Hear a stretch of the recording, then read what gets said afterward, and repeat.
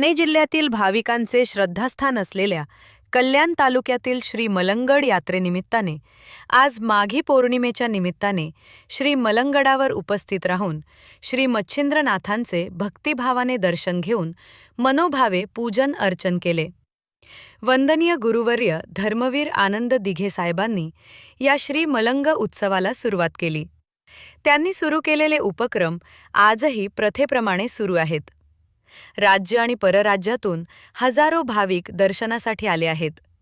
यंदा भाविकांच्यासाठी funicular ropeway सुरू करण्यात आल्यामुळे वयोवृद्ध महिला आणि चालू न शकणाऱ्या भाविकांना देखील इथे दर्शनासाठी येणे सहज सोपे झाले असल्याचे मत या प्रसंगी उपमुख्यमंत्री एकनाथ शिंदे यांनी व्यक्त केले।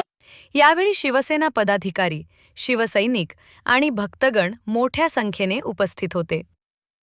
दिव्य मुंबई मराठी, रवी राणे, कल्याण। या ठिकाणी होत असते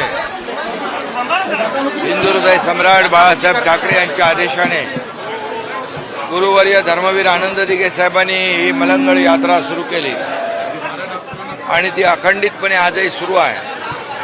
आणि म्हणून हजारो लाखो भाविक भक्त राज्यभरातून या ठिकाणी दर्शनाला येत असतात आणि या मनोभावे नाथांचं दर्शन घेत असतात, नाथांच्या समाधीचं दर्शन घेत असतात।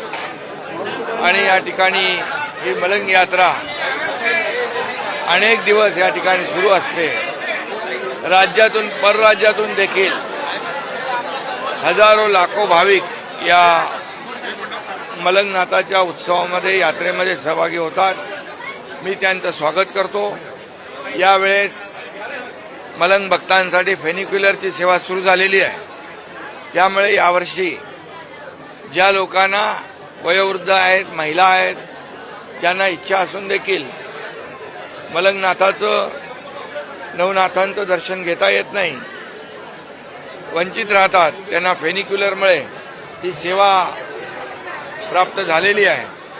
आणि म्हणून सगळेच जण पायथ्याशी आलेले मलंग भक्त या ठिकाणी या मलंग मुक्तीच्या यात्रेमध्ये सहभागी होत आहेत। याचा आनंद आहे आणि सगळ्यांना दर्शन घेता येतं याचाही आनंद आहे।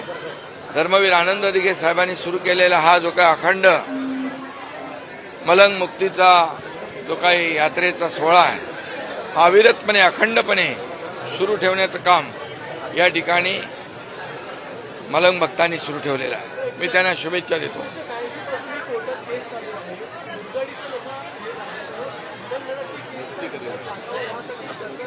यामध्ये बिलकुल ठाण्याच्या कोर्टातही, हायकोर्टातही केस सुरू आहे आणि लवकरच या ठिकाणी मलंग भक्तांची इच्छा या ठिकाणी न्यायदेवता पूर्ण करेल।